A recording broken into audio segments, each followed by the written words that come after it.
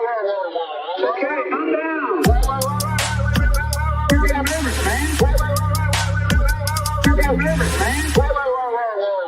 Okay, calm down.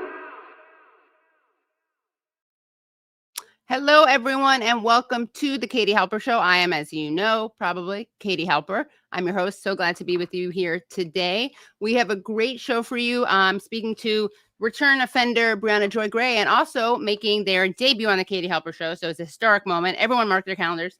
Is none other than Sim Kern, author of Genocide Bad, Notes on Palestine, Jewish History, and Collective Liberation.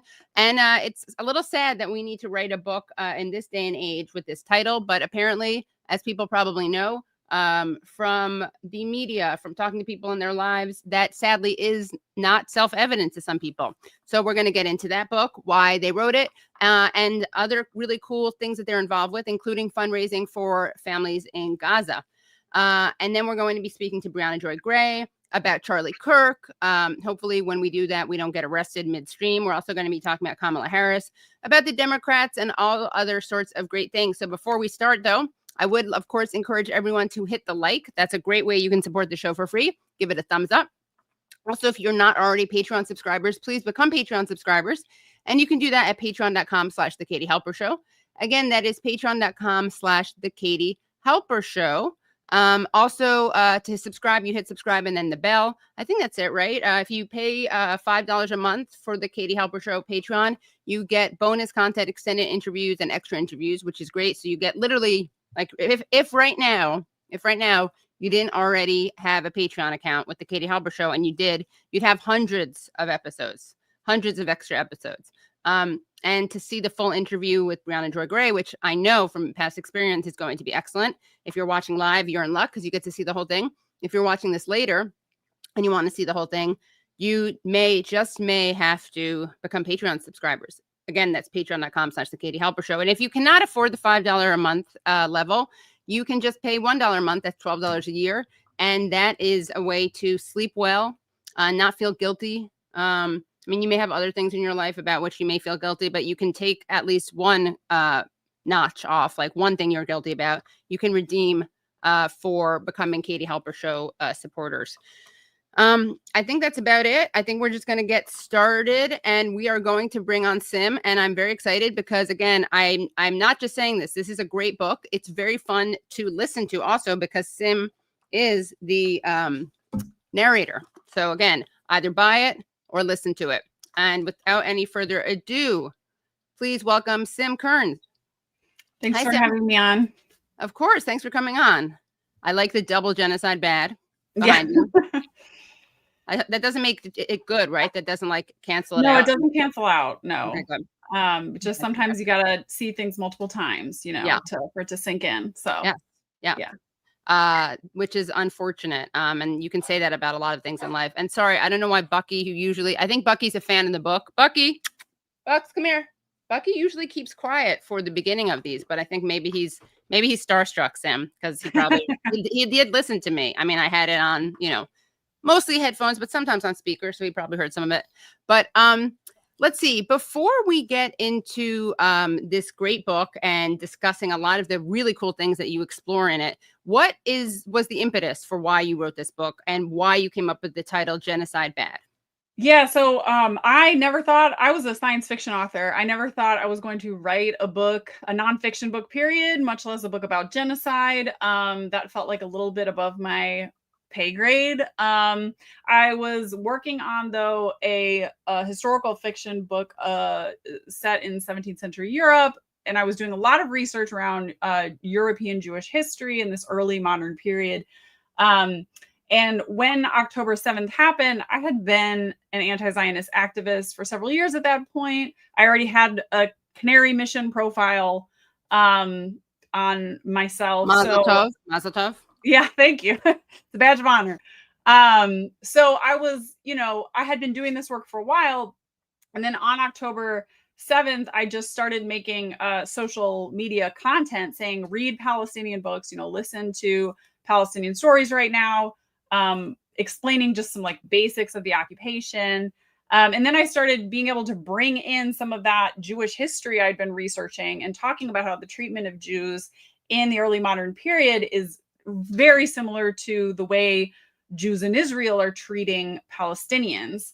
And I, these videos, some of them went really viral in the millions of views. A lot of, Jewish people have told me over the past 2 years, your videos are what helped me come out of Zionism, find my way out of Zionism. So I was approached in May of 2024 by Hannah Mushabek, who is one of the owners and an editor at Interlink Books, which is the only Palestinian-owned press in the US. And she had the idea for this book. She was like, I want you to take these like video essays you're putting on TikTok, speaking to Jewish community, making these connections, and turn it into an essay collection. So that became, and of course I said yes. So that became Genocide Bad. Oh, I can't hear you. Is that on my end? It's not you, it's me. It was okay. Not, yeah, it was me. Sorry about that. And it was really Bucky. Let's start by showing a video that you did, because what happened was you kind of blew up, right, on Instagram and TikTok. And let's take a look at this video. This was very early on, this video that you made, and it got how many likes? I mean, how many views did it get? Is it the October 9th one? Yeah, the first one. Yeah. So it got like 20 million views. That's insane. Okay. Yeah. So let's take a look at this video, because I think this also gives a sense of the kind of content you are making. And also it's interesting to think that something like this, no offense, I mean, it's a great video, but I think part of the reason that this blew up is that now I think a lot of people agree with what you're saying. But I think that at that moment, either people didn't see it that way, or if they did, they were afraid to say it. So let's take a look at, right? Yeah, because this was October 9th, and it was shocking to people because I put on the caption, Jewish author speaks, and people just couldn't fathom in the comments that there was a Jewish author who would be saying these things. Right. Yeah, so let's take a look at this video, this first one. Thank you. So right now, if you are putting out a statement talking about how your heart goes out to the hostages in Israel, but you are not saying that your heart goes out to the people, the civilians, the children of Gaza, if you are condemning Hamas, but you are not simultaneously condemning the Israeli government and the US's unconditional support for the Israeli government as they are bombing civilians in Gaza, as they have cut off food and electricity to a city that is over 50% children because of the extremely low life expectancy rate there, because people there are suffering under the worst form of apartheid in the world's largest open air prison and constantly are experiencing violence at the hands of the Israeli army. If you didn't give a shit what was happening in Palestine up until 2 days ago, that is because you see Israelis as people and you do not see Palestinians as people. And if you live in the US and that's you, it's understandable if you haven't been paying attention, because the Western media is extremely white supremacist. And that is how racism works. Israelis get to be white, Palestinians are non-white, and they are therefore not people. You see this difference in humanization when you look at the very rhetoric that media uses to describe the difference between Israelis being killed and Palestinians dying, in the obfuscation of Israeli military aggression and settler aggression by calling such things clashes. And maintaining the dehumanization of Palestinians is so important to the project of white supremacist imperialism in Palestine that it is extremely threatening to do anything to humanize Palestinians. Which is why my suggestion yesterday, which I always make whenever there's violence in occupied Palestine, that people read a book, any book by a Palestinian author. That is so threatening to people. People take that as anti-Semitic, the suggestion that you read a book by a Palestinian. Because if you read a book by a Palestinian, it is going to humanize Palestinians for you. Okay, so that's not the full video, but that gives, I think, a good sense of it. And what was the response when you put this video out? Yeah, so like I said, some outrage. I had a big following of Jewish writers and authors and publishers. I talked about Jewish history a lot on my social media channels at that point. So there was a lot of outrage. There was a lot of anger. There was a lot of genuine confusion from people who were like just forming an opinion. This is, again, October 9th, 2023. That video came out. A lot of confusion from people. Overwhelming love and support and hundreds of thousands of new followers from the Arab world, from Arab and Muslim communities who'd been saying these things, of course, for years. And then also an extreme backlash from the Christian Zionist right. So I was actually, that video was stitched by a lot of those millions of views were from like MAGA people who then like piled on the death threats and the hate for a couple of months. But yeah, that was my, I got all the reactions. But yeah. And I'm going to ask you about more videos, but before we do that, I want to actually quote something in your book because it gives a really great layover of what the book does. So you write, I'm going to share a bit of my life story and my personal experiences with anti-Jewish hate, in part because I like talking about myself, and in part because these experiences explain the nature of anti-Jewish hate in the US and how I came to be an anti-Semitism educator. Then we're going to bounce around the world and through the past few thousand years of Jewish history. We're going to talk about Jewish ghettos, pointy hats, and Venetian sex workers. We'll delve deeply into the etymology of the word anti-Semitism itself, so I can explain why I no longer use it. So a lot to unpack there, but let's start with the personal. Personal is political sometimes. Tell us about your experience, your personal experiences with what you call anti-Jewish hate, and your trajectory from growing up and being exposed to some stuff that I, as a New York Jew, never faced. And how you became an anti-Semitism educator, which is not how you identify now. Yeah. Okay. So, yeah, when I was a kid, I grew up in a really rural part of Northern Illinois, and I was like the only Jewish kid for many towns around. And so I dealt with a lot of, anti-Jewish hate from just like kids in my community. One of my earliest memories, I was like 5 or 6 years old, and like a girl that I played with regularly at her house had somehow, like, her parents had found out we were Jewish, and she like ran up to me in the neighborhood one day and said, "I'm not allowed to play with you anymore because you're a dirty Jew." And I was like, that was the first time I had ever thought of myself as a Jew. I was like, I didn't really know what that meant. I knew like my grandparents were Jewish, my dad was Jewish, but I didn't like associate that with myself.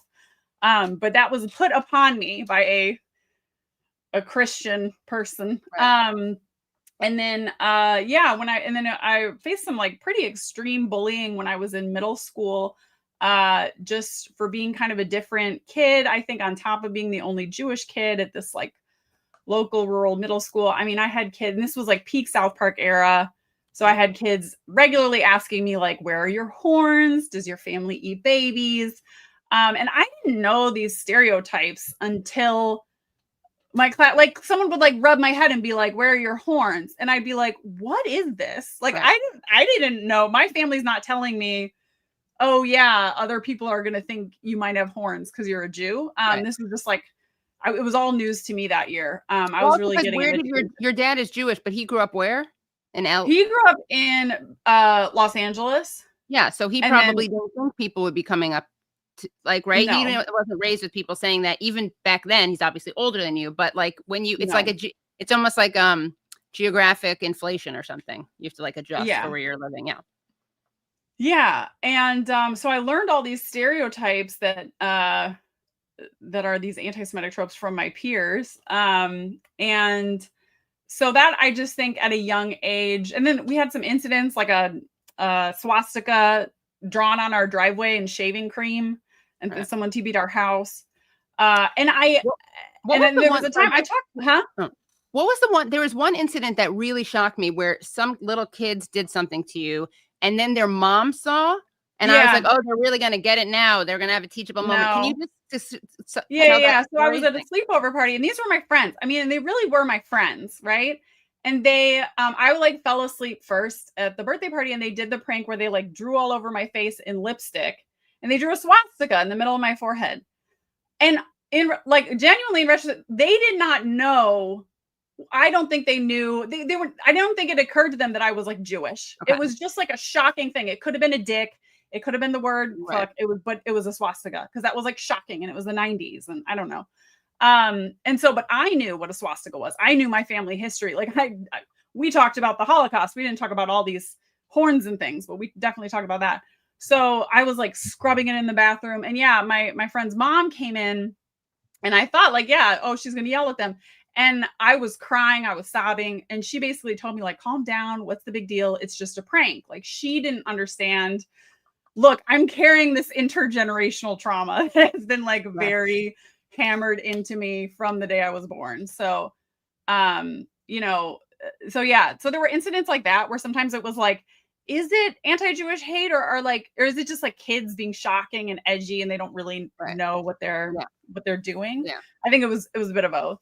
And but I talk about in the book how it's very important, like as I grew older, to understand like these incidents are interpersonal.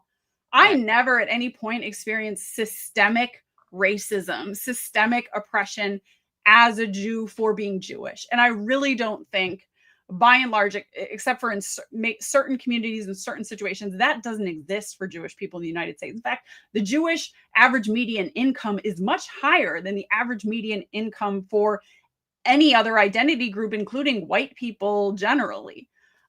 So, you know, I'm really important to draw that distinction in the book. This interpersonal Jewish hate happens. I think it's really important to recognize that Jews in the past, in earlier in U.S. history and in European history, Jews absolutely were a marginalized and a racialized group. Cedric Robinson, the author of Black Marxism, he's a really important Black radical scholar, identifies like the origins of white supremacy and racism with the treatment of Jews, the Irish, and Romanis in Europe at that time.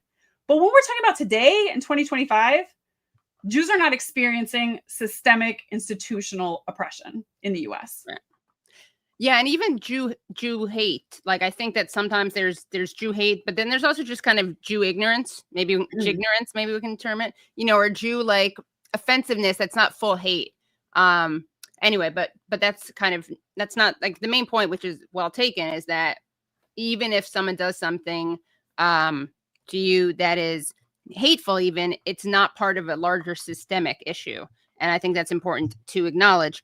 But what I thought was interesting was that, you know, and you talk in your book about deference politics, which we can get into, but I guess why I thought that was kind of important, although not necessarily important because of deference politics, but, you know, I've never faced anything like that, like what you faced. And so I think a lot of people, and again, this is the messed up part, and who cares if they write me off because of this, but may say, well, you know, you're not a Zionist because you've never faced anti-Semitism, which again, you haven't really faced it either, right? But the thing that you face is an anti-Semitism. But I guess it's just, I don't know, maybe this is a silly rhetorical argument, but it's I think nice to show someone who's actually had scary things or mean things said to them, and no, that doesn't make you then decide that you deserve an ethnostate, as you put it in other videos.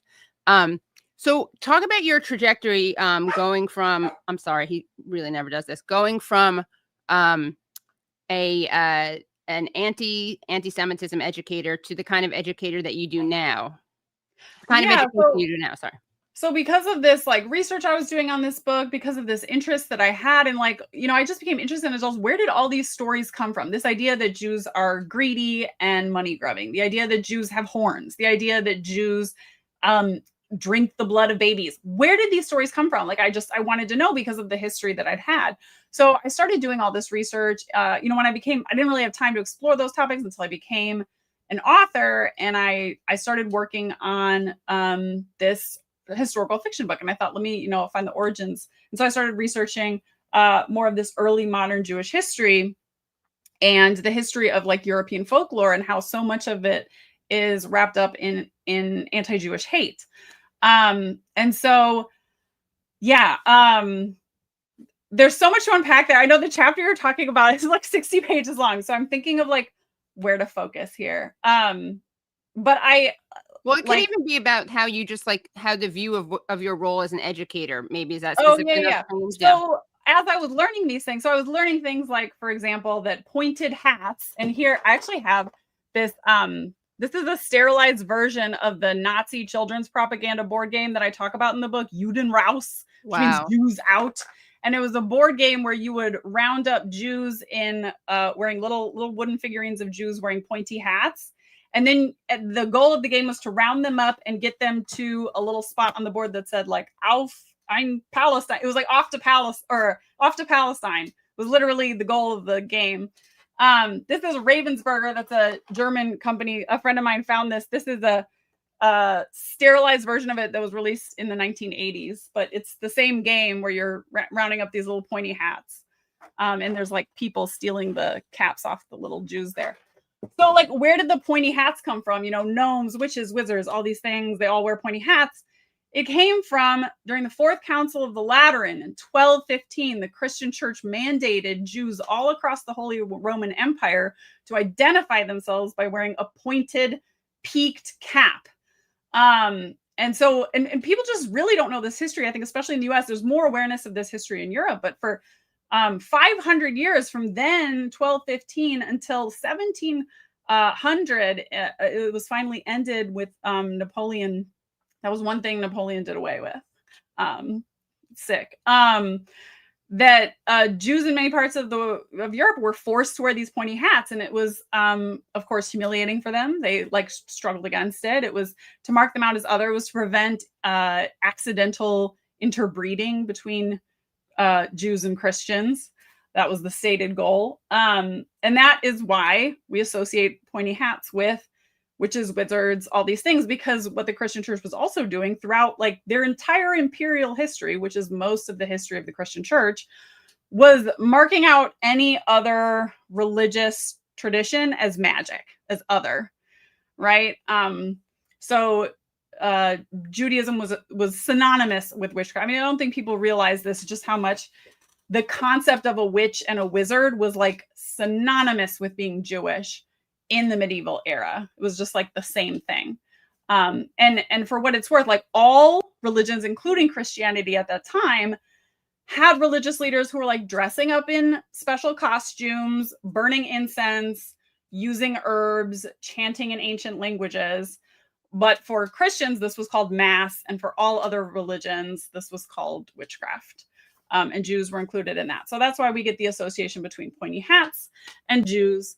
And it was just like so much of folklore. So this was the kind of stuff I started like teaching about on my social media channels. Mm-hmm. And I actually started getting like hired by Jewish organizations to like come and talk to them about like combating anti-Semitism. And I like came to be seen kind of like an expert on like among like other authors, like how to avoid writing with anti-Jewish tropes. Right. And then you kind of shifted. You're not like a pro anti-Semitism educator, but how would you describe what the kind of education you do now? Because, you know, I think a lot of people think of like anti-Semitism education as something good. And of course it is good. I mean, in the abstract, it's good, but it's often used as basically to launder Zionism. So can you talk about that? Yeah, I think now I would call myself primarily an anti-genocide educator. That's really the part that matters, right? Let's stop doing the things that led to genocide. Of course, I'm a Jew who believes like never again for anyone. Right. And I reflect in the book about how, you know, the way I was so hyper-focused on the Holocaust, that's how I was taught when I was a teacher for 10 years. I really focused on teaching. I always taught a Holocaust every year. I thought it was really important. And I was really very ignorant about so many other genocides and how the Holocaust isn't as exceptional as I was led to believe. Unfortunately, it was just a European iteration of a pattern of imperial behavior that had been already carried, you know, it had been carried out all over the global South and the Americas. And so learning that, you know, I've really tried to encourage people now, and what I do in the book and what I do on my channel now is making connections between genocides past and genocides present, right? And apartheid past and apartheid present, and showing how all of these, and I still think it's really important we study Jewish history, but there's a very narrow victimhood only, Right. Holocaust only Jewish history narrative that not only cuts off Jews from a full understanding of our identity and our history and our deep European roots, if you're Ashkenazi Jewish, but it also is weaponized against Palestinians. It's a very carefully curated narrative that has been designed to support the Zionist project. And so now my main focus is on disrupting that narrative. Right. Yeah. I write the lachrymose conception of Jewish history, for instance, which is like a historiographical theory. And that, of course, emphasizes the suffering of Jews and the persecution faced by Jews and the pogroms, which obviously were there. But yeah, as you point out, they're not as exceptional as they're presented. And also, I mean, even more importantly, I think, regardless of how exceptional or typical, like statistically speaking, qualitatively or quantitatively speaking, it is, like, the point is not to use that to justify making other people suffer, which is really what often happens, I would say, with Jewish history. And you described something interesting because you were an educator in Texas, right? And again, this is different from my life. I grew up in New York City. I actually taught history in New York City. I never felt like you tell this anecdote about people like not knowing what a Jew means, right? Or can you share that there was a I was teaching my little Holocaust unit to 6th graders one year, and one little boy we were reading an article about Jesse Owens one week, and then the next week we were reading like a novel about the Holocaust. I think we were reading Milkweed by Jerry Spinelli. And I was like asking the students, one of these standard English teacher questions, like, does anyone want to predict what happens next? And this kid raises his hand and he says, I predict Hitler's going to win the race. And I was like, what race? What are you talking about? Right. He was like, I think Hitler's going to win the race because he only has one race. Yeah. And I was like, oh my God, he's remembering the article we read last week about Jesse Owens, the Black U.S. runner who won a bunch of medals in the Olympics in Nazi Germany. And he's thinking about like Hitler's focus on racial purity and one race is like a running race because of course he's in 6th grade. And there's no, like no context here. And yeah, in Texas history education is real bad. We take 3 years of Texas history in elementary, middle, and high school, and they don't get any world history until they hit sophomore year of high school. It's bad. Wow, that is really insane. So I think that what's fascinating though is that you also give a list, which is very useful, of like books for kids that are about other genocides that aren't about Jewish, what happened to Jews. And there's this industry. I mean, Norman Finkelstein's book is called The Holocaust Industry, right? And there is an industry that is weaponized the Holocaust, and it's just so sick because it's actually, right now we're seeing it literally being used to justify genocide. So what was the most interesting thing you learned about Jewish history in your research? One of the things we were chatting about before the show is like there's this connection in the 16th century. Jews all across the Italian peninsula start being ghettoized in walled cities. Their land is seized. I mean, it's very similar to what you're seeing in the Nakba. A massive seizure of Jewish lands. Jews were forced into tiny walled ghettos within all the major Italian cities. They had orchards. They had farms. These were seized mostly by the Catholic Church. Then once they were, forced to live in these cities, like in Florence, they were kicked off their land. They were ghettoized, and then they had to pay exorbitant rent to the Medici family, which had stolen all their land. Which reminds me, of course, of the situation of Palestinians in Sheikh Jarrah, who were kicked off their lands. Sheikh Jarrah was a refugee camp, and now, and they've been paying exorbitant rent to these Israeli landlords, and now, of course, they're trying to be evicted even from the refugee camp. So there's all these striking parallels. This is a pattern of imperial domination. Jews learned it somewhere. They learned it as victims of it starting in Italy. What's really interesting to me about that time, I talk about in the book, this is like a parallel I didn't see any historians making, but it was really striking to me. At the same time Jews are being ghettoized, that same century, you get the Tridentine enclosure of nuns. Nuns had land. Nuns had goat farms. Nuns were allowed out in the world. And the same span of time, nuns are enclosed. And all of a sudden, the church is saying, nuns have to be hidden away behind high walls. They build the walls of the convent higher, and the nuns are never allowed to leave anymore. They're not allowed to go out among the people. And the reason for this massive seizure of land in both cases was the Catholic Church's was hemorrhaging power and land to the Protestant Reformation. So they were losing vast swaths of land and wealth across Europe. and this sort of like rising fascism within the imperial core of the Catholic Church, which was Italy. That's what you see there. And I think you see very similar parallels today to rising fascism in an imperial core where their colonial influence is waning. Yeah. And then there's also this connection with sex workers. And so for all three, sex workers also had a lot of wealth and status in Italy at this time, because there were so many priests and cardinals who weren't allowed to marry. And so sex workers like had served them. Right. and the courtesans were able to live like independently and have a lot of wealth and lead these pretty cool independent lives. And then so the church is also cracking down at them at the same time, and is kind of painting all three with the same brush. The reason the nuns had to be enclosed was because they were whores. They were all like sleeping with people. The reason that Jews had to be walled off was because they were sleeping with Christians, and that couldn't be allowed. And actually, Jews were forced to wear the same identifying clothing in many parts of Italy as prostitutes. So it was like a red skirt in Rome. It was like a yellow veil, I think, in Florence. The identifying clothing would be the same to humiliate both groups and to set Christian women out as like immediately visible and superior. And that's I think the origin of the whole construction of white womanhood. Yeah. And tell us why you no longer use the word anti-Semitism. That's really and I have to admit that like I have had a lot of people in the comments be like, we're Semites too, Palestinian Semites. What does this even mean?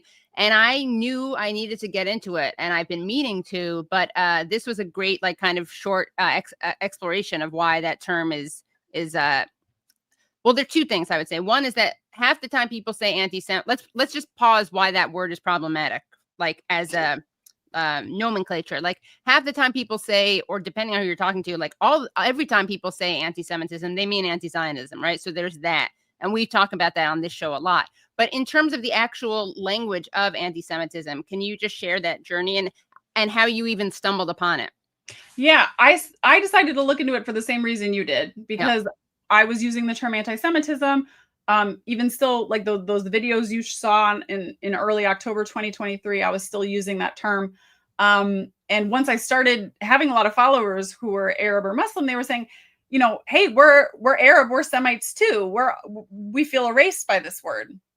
And I thought, and then I would hear them saying that, and I would see other Jewish people saying, well, anti-Semite was always used by the Nazis. It was always meant to use just Jews.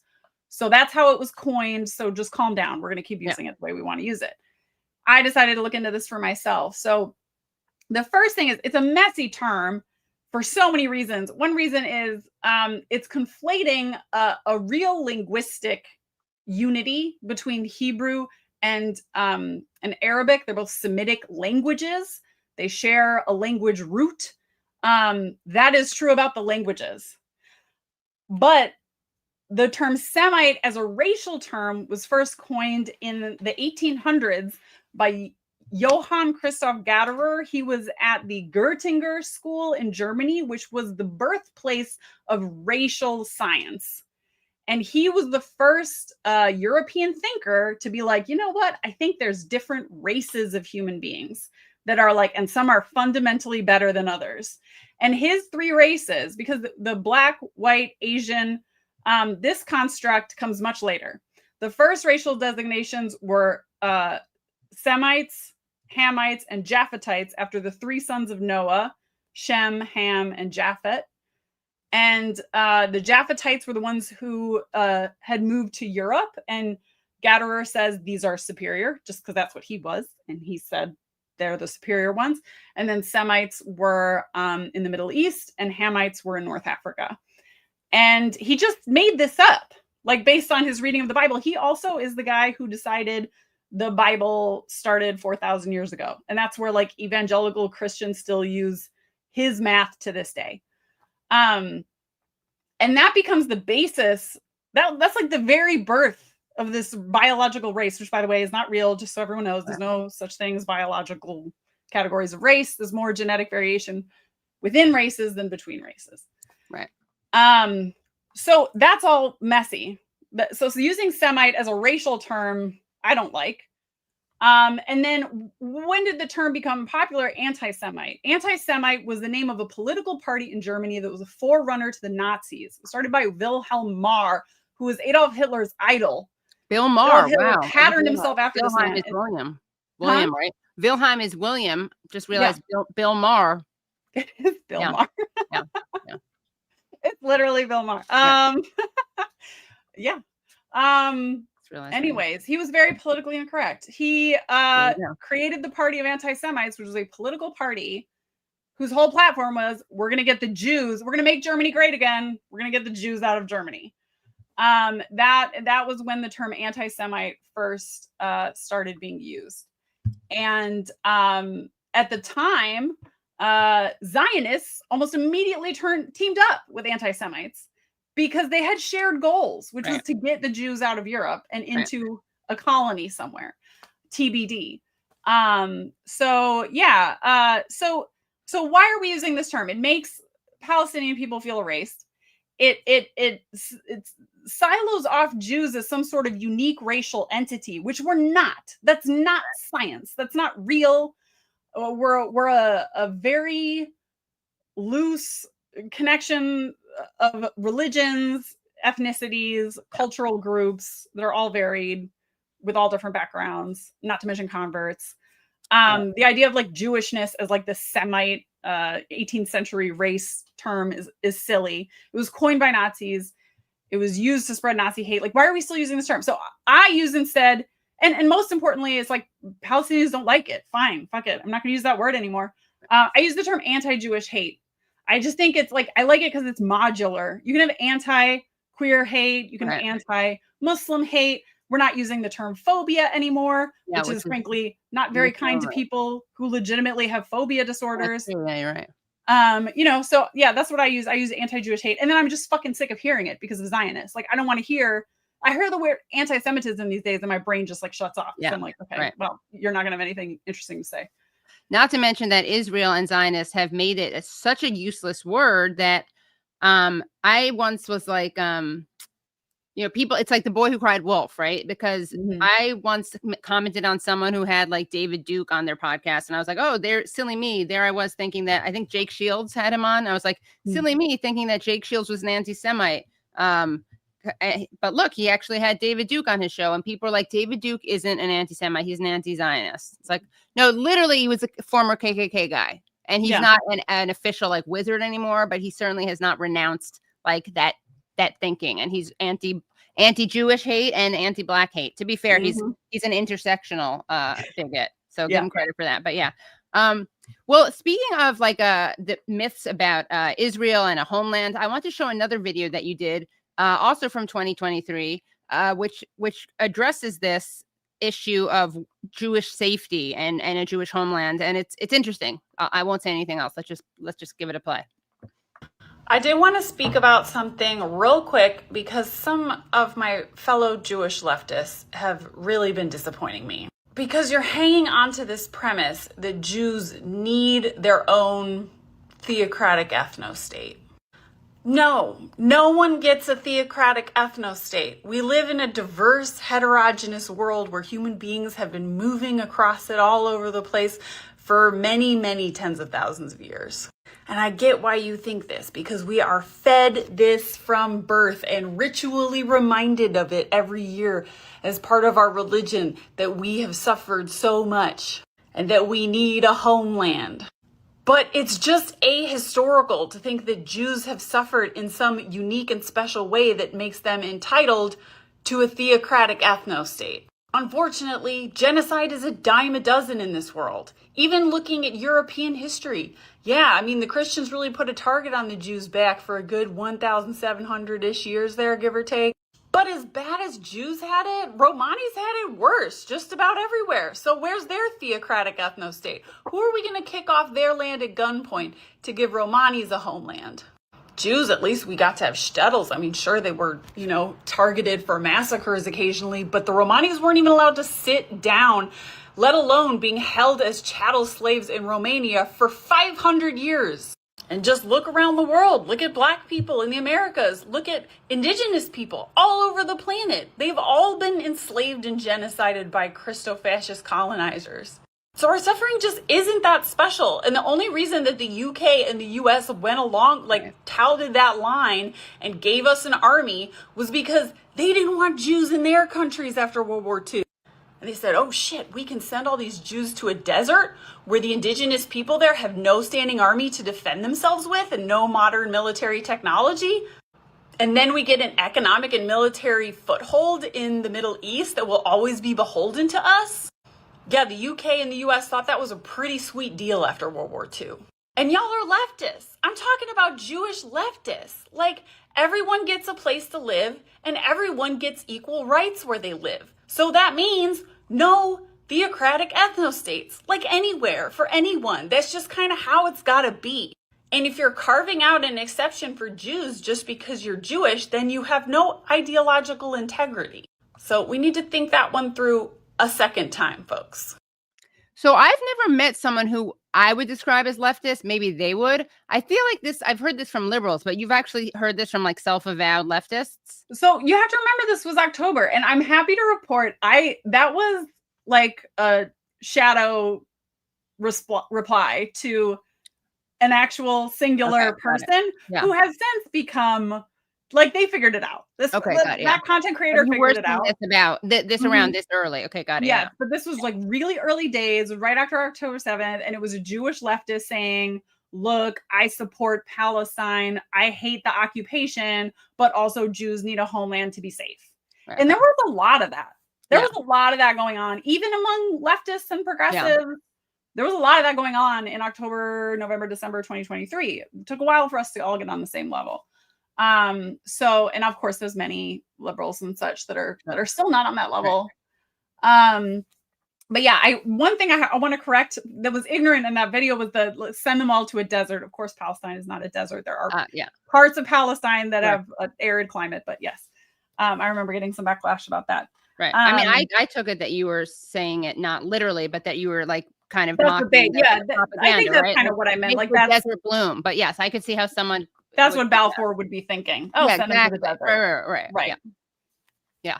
That's such an important point because, you know, when people say, look, like, and I even recently believed this way past the point of, I used to be non-Zionist, then I was anti-Zionist, but even still being an anti-Zionist, I don't even know the chronology. I'll just say more recently than I'd like to admit, I thought that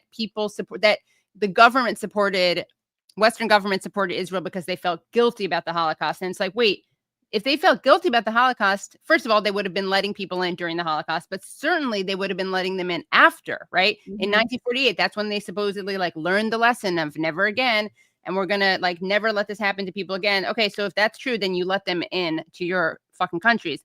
And I think this is often the case, right? There's like a difference between the masses and the elites. And so obviously, like, I think that probably they got buy-in from people by saying, either like implicitly or explicitly, you know, we fucked up by letting this thing happen. They deserve a homeland. Versus the people who are in power who didn't think that at all. They just wanted a foothold, like you said, in that area, and they also didn't want to have to deal with these people themselves. Mm-hmm. So I think that is a really important point, and it does explain, I think, a lot of because even like critics of Israel, I think sometimes don't get the geostrategic setting of the building of the state, right? They think that it's bad that it happened, it shouldn't have happened, but people were just trying to do the right thing and got carried away. And no, that really wasn't it at all. I think that video was important too, just like for introducing the term theocratic ethnostate to associate with Israel. Because I think we all were just like weirdly normalized to the idea that there would be a Jewish homeland where Jews have rights and other people don't. Like only Jews get to vote fully. Yeah. What is that? That's apartheid, you know? But for some reason we were making a special carve out, you know, the whole progressive except Israel thing was and remains so entrenched in our culture. Yeah. But yeah, it is both theocratic and an ethnostate because Zionism treats Judaism as both a religion and a race and an ethnicity, depending on what is most convenient to it at the time. Right. Well, I want to ask you as we wrap up, because I know Mhm. you've been very generous with your time, and apologies for running behind. I had some dog drama that all of you kind of were exposed to. But I did want to ask what you're working on now in terms of fundraising for Gaza, and anything else that's happening now that you want to speak to that's happening in Gaza right now as we speak, basically. Yeah, so the main thing I do with my social media channel these days is fundraisers. I'm continuing to spread education, but I try to always kind of tack on a message to fundraise for families in Gaza, just because they need it. And so right now, the moment that we're in, I know some people, it's been 2 years, some people have gotten donation fatigue, but Shana Tova, it's Rosh Hashanah right now. It's the new year. It's a time to recommit. It's a time to give heartily if you're Jewish or anyone. And I think the need has almost never been so urgent as it is right now in Gaza City because of the invasion, the Israeli invasion of Gaza City. There's like 1 million people, there's hundreds of thousands of people needing to move from the north to the south. There's very limited vehicles and gasoline to do that. And so the cost of just moving south, if you have children, elderly family members, a disability, and you need a vehicle to take you south, it's $1,000 to $1,500 a ride. And then tents once they get to the south.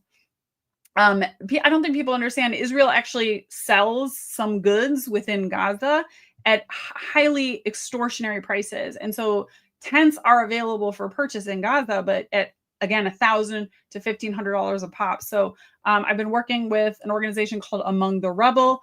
Just over the past 3 days, we had an enormous response. We raised $30,000, which was enough to send funds to 10 families to be able to evacuate from north to south. And actually, one of them was one of the dads who wrote at the end of this book. I have some notes from people I fundraised for who were postpartum or prepartum during the genocide. So his baby Elena is now 1.5 years old. She's lived her whole life through a genocide. They had been able to return to their home in the north that had been still standing, but now because of the invasion, they had to move south. They're unfortunately in a tent in the south, but we were able to send them the funds so they could get away from the tanks and get a tent. And so anyways, yeah, folks, go to my social media channels, just search up Sim Kern on whatever social media platform pretty much it is. You will find links to my, in my profile, you'll find my link tree. And the first fundraising link is the Gaza City Evacuation Fund. We're trying to raise $30,000 more to be able to send funds to evacuate 10 more families. There it is on the screen. It's chuffed.org/project/Gaza-city-evacuation. Oh, thank you for putting that on the screen. Yeah. And one of the really, there are a lot of very moving parts in this book about your connection to people in Gaza. And there's this one part where you're on the phone with someone who their home is being there's a dog that a quadcopter had shot a dog in the street outside their house, and they didn't have windows. And he was holding his sleeping baby. And he knows that these quadcopters are sound activated. And he was just holding his breath, texting me, praying that his baby wasn't going to wake up and start crying while these quadcopters were going on. And that was just such a moment of my life. I was at Bay Area Book Festival. I was talking about the book, but I was on my way to an author's meet and greet, and I'm just beautiful San Francisco night. Right. Everyone's living their lives peacefully and look at this hell he's living through. It was just such a two worlds moment. Right. Yeah. And I mean, I think that I don't have kids, but I love kids, and they bring me a lot of joy. And I think, one of the hardest things has been just looking at, again, it's not like if you're a man, Palestinian man, you deserve death, and only women and children deserve empathy. But it is pretty, it's sickening, viscerally sickening, any violence, and seeing anyone blown up, obviously, but seeing kids suffer, just that one more level of inhumane. And I think that you talk about how you were able to give birth and have a C-section and have anesthesia and clothes for your kid. And I've had Abby Martin on the show, and I know that she also, as someone who has had kids, I think it's another kind of level probably for people who have had kids to imagine. This is so silly. I have a dog, right, who's in my lap right now, and I mean when I hear like when I hear stuff about dogs getting shot, or like the amazing Ghada Karmi, who I recommend to everyone, who is a one state solution advocate. She's amazing. And by the way, she's also a novelist. We're going to have her on soon. She wrote this great book called Marjana. Her book, her memoir, opens up with Bucky, stop it. Sorry, something's happening with the chords here. Sorry. Opens up with a scene of her basically like fleeing her house and looking back, and this dog who's usually in her in the house, was only allowed in the house, is like outside, and she looks back and she says, like, she looks at the dog knowing that she'd never see it again, and that the dog knew that. Anyway, I'm not comparing kids to dogs or anything. All I'm saying is that I think it's a very hard thing for people with kids in their lives, whether they just, kids, like friends' kids, relatives' kids, or their own kids. I mean, I think if you watch what's happening now and you have a heart, it's like it shuts you down. I mean, I don't know about you, because I feel so lucky and privileged that I have a show that forces me to talk about this stuff in a way that, like, I just can't break down, because if I broke down, I just wouldn't be able to function. That's how, like, I was so grateful and honored when Hannah asked me to write this book, because I never would have, like, deigned to write it myself. Right. And I never would have written it up for anyone other than a Palestinian editor and a Palestinian publisher. But like having that mission and being like, okay, I need to, like, it took about a year for the book to come out. And then of course I've been like doing press and interviews like this. And like you said, it's like it's a work that I'm doing that I know it is important. And when I forget it's important, Hannah pumps me up and reminds me that it's important. Right. And I get messages genuinely a couple times a week from Jewish people, often saying, your book helped me talk to my dad. Right. Your book helped me talk to my friend that we haven't spoken since October 7th, this or that. And so, yeah, having good work to do is so helpful. And for anyone out there feeling despair, like, tap into good work, join your local Palestine action group. Not Palestine. If you're not in the UK, something similar. Yeah. Right. And just get connected, get stuck into the work, because it is the best help for despair to have something to work on that feels like you're being productive. Yeah. And also, this is not related, but it is that, sometimes I think like there's a lot of really important, it's related, but not the same thing. But in terms of feeling despair and helpless and hopeless, like there's also great work to be done locally, because we can't necessarily go to Gaza or send stuff to Gaza. Although thanks to this, we can. But what is happening to undocumented people is actually, I mean, in a way that I never even predicted it before Trump's, I think that the left kind of saw these as two separate issues, like immigration issues and Palestine solidarity, activism, crackdown. And then we see with like Mahmoud Khalil being the first one, seeing like these things come together perfectly. My point is, though, that there's so many organizations for undocumented people that need a lot of support, volunteers. So that's another thing that people can do. But definitely check out this book. Any final words you want to say? I know that there's something you have to tend, something or some, what do we call it? Someone you have to tend to. Oh, my baby. Yeah. Yeah. I didn't want, So. Just remember, and I have to stop saying final words, because it sounds so, I don't mean it that way. It sounds so dramatic. Anything you want to say right now? Yeah. Just Happy New Year, everybody. Oh, yeah. Let's make it a better one.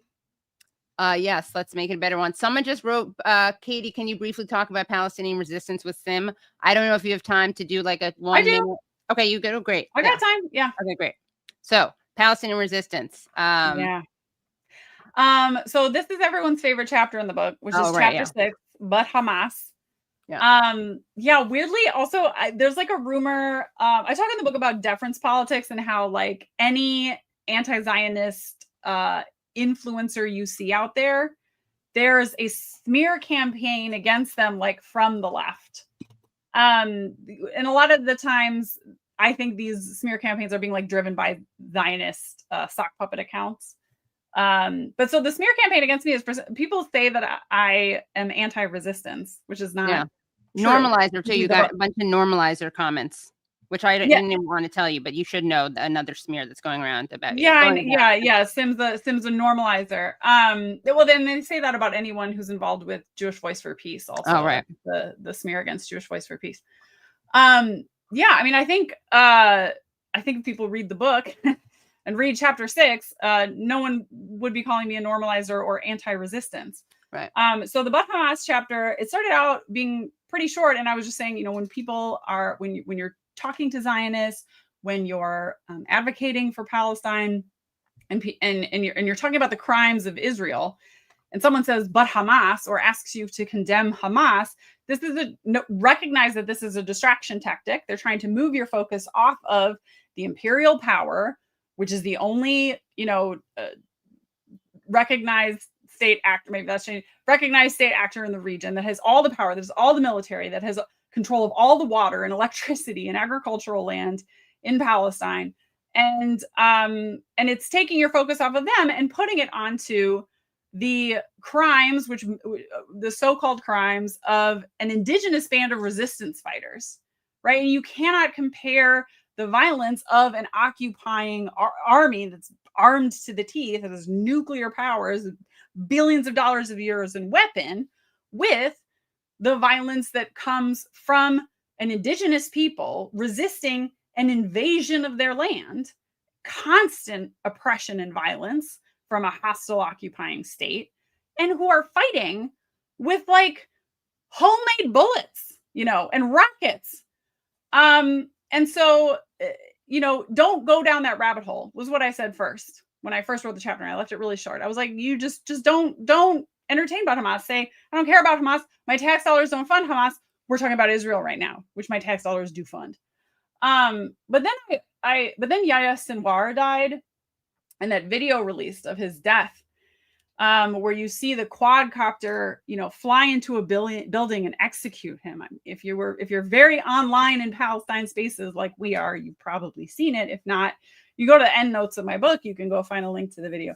And I just did a reflection on his book, his life, on the absurdity of the fact that I, even as a white person sitting in the imperial court at near the tippy top of the privileged pyramid of the planet, and here he is, born under one of the most brutal occupations on earth, arrested multiple times by the time he was in college.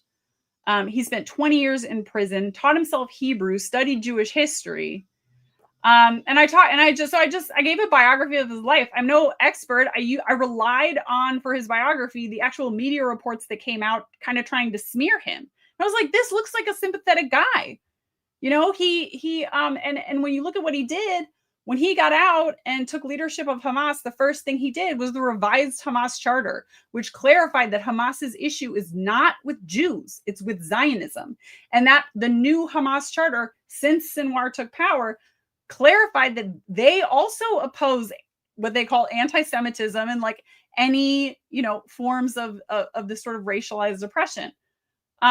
He also was the leader of Hamas during the Great March of Return, which was a totally nonviolent, peaceful protest where every Friday for a year, Palestinians in Gaza walked towards the wall, the apartheid wall, and were often met with live bullets. They were fired at by, they just did these peaceful marches in the style of Martin Luther King and Gandhi. They would march towards the wall without any weapons, and Israel opened fire on them. This was 2018. And he would often be at the front of those marches and giving speeches, even though he knew he had just been released in a hostage deal. He got released in a hostage deal. Why do you think he made a plan to take hostages? Because he had there were 20,000 Palestinian prisoners being held hostage by Israel.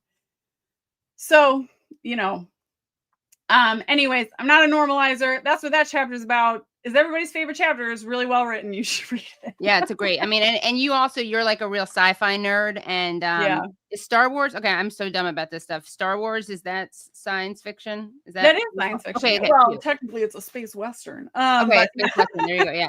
Yeah, No, and you talk about how like it, and this is what's so amazing. I mean, I didn't think of the Star Wars element of it, but I remember when it happened and Israel released footage of it. I'm like, do you know how stupid you are to release this video? Like, you think this is a video that shows him looking like a loser? Like, it is. You couldn't like have scripted a more like David Goliath, where like Sinwar is the good underdog who rises up knowing he's going to be killed and fights with inferior weapons till the last minute and looks like fearless, and the other guys are the powerful villains. And a I mean, robot. Like literally he's fighting right. robot. Yeah, right. Yeah. It was a drone. Spucky. Yeah, I mean, yeah, the video was a huge blunder, and that's one of the things I talk about is like this pearl clutching in the United States that, oh, we're nonviolent here. Oh, which you're seeing, of course, with Charlie Kirk, right? Oh no, oh, we hate violence. What the fuck are you talking about? Look at any of our films. Look at the most popular franchises in cinema history. You've got Star Wars, Dune, the Hunger Games. All of these are stories of indigenous resistance fighters using violence, a lot of violence, to overthrow an occupying imperial power. And like, just like Luke Skywalker, Sinwar literally didn't have a hand at the end of that video. I mean, the parallels are like stunning. And yet we pretend in the US like we don't understand violent resistance when these are our most beloved and cherished mythologies as a culture. It's just, anyways, so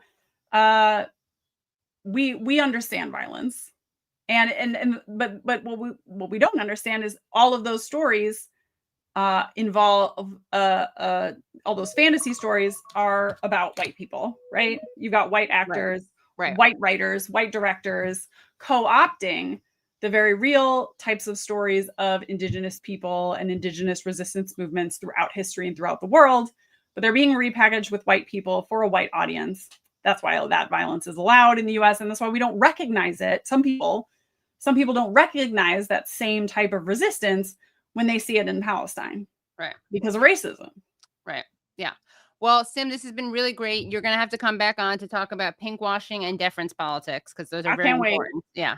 And everyone buy this, and I'm gonna get your non-genocide bad books, your sci-fi ones. I'm excited to read those. Speculative nonfiction, right? Yeah. The Free People's Village also talks about Palestine a little bit at the end. So okay, great. Yeah. I don't mean that they're not like consistent with this. I just mean like your non-genocide bad books. Yeah. Okay, got it. Yeah. I'll send it to you. Okay, great. Thank you. And we'll put a link to the fundraiser. Great. Thank you so much. Okay, thanks, Sam. Have a great night. Bye, you too. That was great. Lots of great feedback because that was a great chat. And yeah, highly recommend the book. Lots of things that I didn't know. Raises lots of interesting questions. A really interesting question was raised in the chat about like, why do you even call yourself Jewish if you're not religious anymore? That's something I definitely have thought about and can get into. Maybe Sim will come on and talk with me about that another time, because that is a rich discussion. I'll just give a very quick response right now that as a strategic move, if all the people who are anti-Zionist who describe themselves as Jewish, if we all stop describing ourselves as Jewish because we were pushing back on Jewish identity, well, it's complicated. You know what? I am Jewish. I come from a particular Jewish style of family. It is not, it's not the Jewish experience. It's a very particular experience. It's a New York immigrant, Yiddish speaking, secular, socialist, and communist Jewish story. That is where I come from. But even if I didn't feel like a connection to that, we can't have the only people speaking out as Jews being being Zionists. Like, that's not actually fair to, I would say, Palestinians.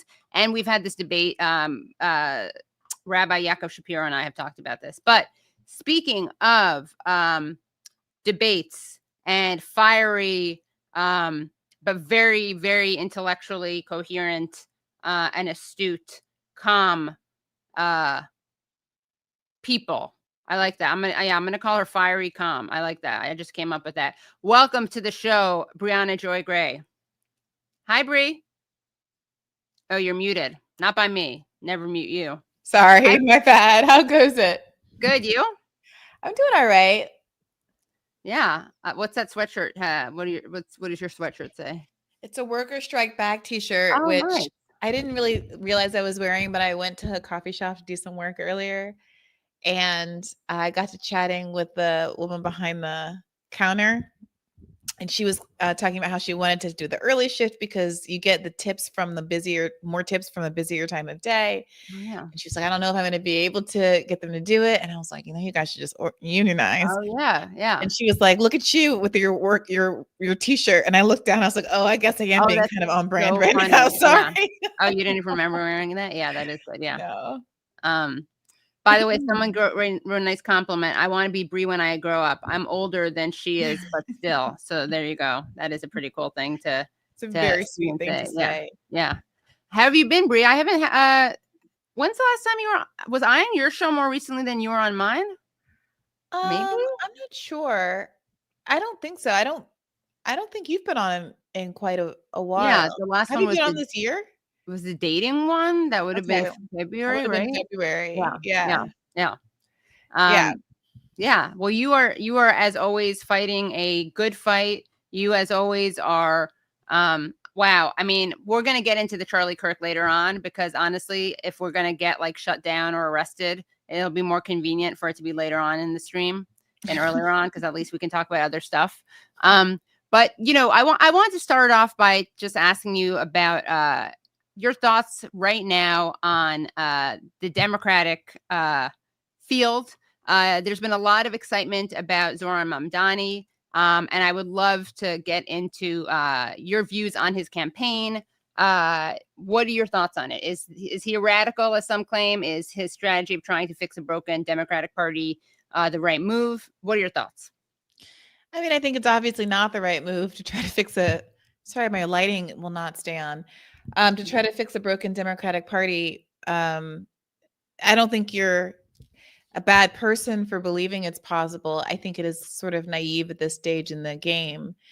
But hey, if he, wants to take a swing and see what happens one more time, God bless him. I'm rooting for him. I would love to be proven wrong about the ability to do like entryism to fix the Democratic Party. But so sorry, it's so dark.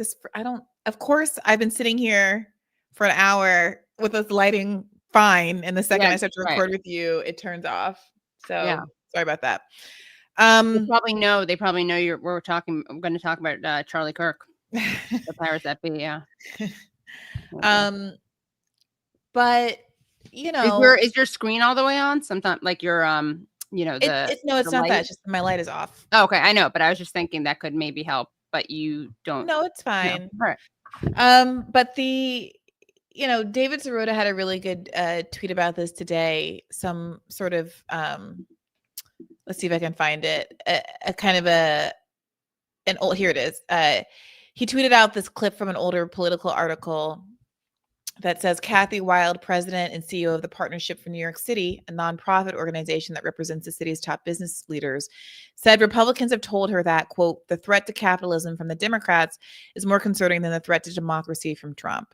And there's a corollary to this, which is that to the Democratic Party and the corporatists in the Democratic Party, the threat from somebody like Zohran is more important than beating Republican or keeping a sex pest like Andrew Cuomo out of office or keeping an authoritarian who's in league with Donald Trump, openly negotiating for his own freedom in exchange for allowing ICE to rampage to the city and the NYPD to knock the heads of Columbia students like Eric Adams. Like none of that is as important as stopping not just Zohran being mayor, but the broader popularity of progressivism, socialism itself, even in the most milquetoast sort of can buses be free sort of way. Right. Childcare, please, is a bridge too far. And you saw echoes of this in the pandemic, right? Where you had the need for sort of social safety net policies to keep the economy afloat while there was mass unemployment. And so you didn't have straight up riots in the street. Right. But a really purposeful choice to make sure all of those policies were short-lived and to immediately start to vilify concepts like work from home before they became normalized.